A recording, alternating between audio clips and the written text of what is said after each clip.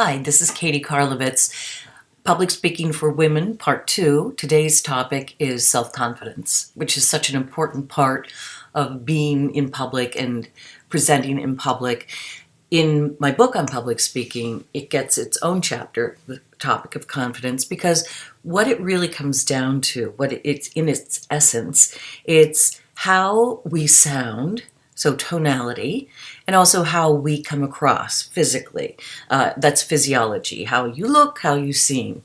So those qualities are things that can be developed and nurtured if you don't have them already when it comes to speaking. We all have confidence in some things that we do.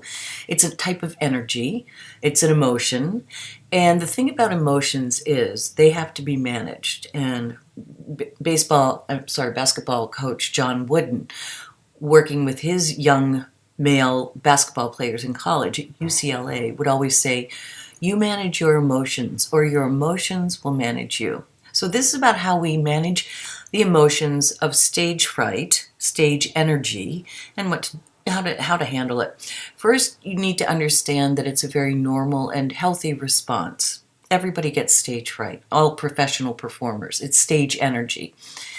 Mark Twain said there are two types of speakers, those that are nervous and those that are liars. And he had a very successful presenting and public speaking touring career, but he knew what was really going on.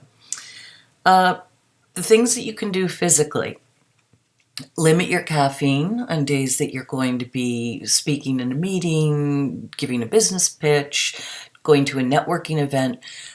The caffeine combined with the adrenaline that you're going to have naturally can often cause like an energy spike, and it can feel overwhelming. So for that reason, herbal tea. The other thing that you want to do on the day of your presenting is to make sure you eat a healthy breakfast, something that is high in protein, low in sugar. You don't want anything that's going to be spiking your blood sugar levels. And sipping water all day is always a good idea, even actually the night before you to present. I'd like to work with Bach Rescue Remedy. As a presenter, I deal with stage fright myself, and their products I find effective. They have a range of different tinctures and gums and everything like that. I also give it to my rescue dog who has some anxiety issues. It works very nicely, so I recommend it. Another thing that helps with building confidence is having fun with your wardrobe. So this is a client of mine who was somewhat intimidated, understandably so, by some of the people that she had to work with who were, wanting to make her feel intimidated. So we discussed it. I suggested, go out and have a look at your shoes. She bought these looking for something that would make her feel fun and connected and fierce.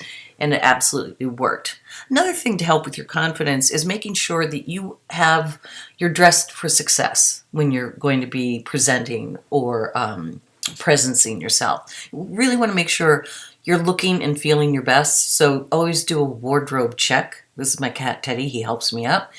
But you want to make sure that things are pulled together. There are no tears or stains or problems with what you're going to wear. Because one thing you don't want is to be rushing around at the last minute trying to head out the door for, let's say, a networking event. You want to go in calm. And the last thing, speaking of calm, is meditation, which helps life in general. But it really can be very useful for learning a new skill, developing confidence, managing stage fright. And with meditation, the idea is that you let go.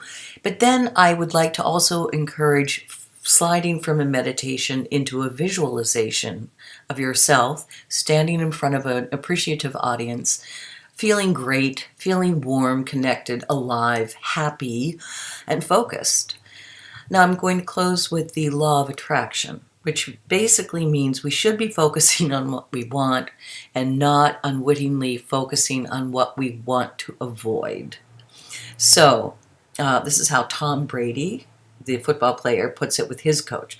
Where the mind goes, the energy flows, and that's what grows. So with that in mind, please put your mind on confidence, control, concision, connection, and being really alive and present. And I'll talk to you soon.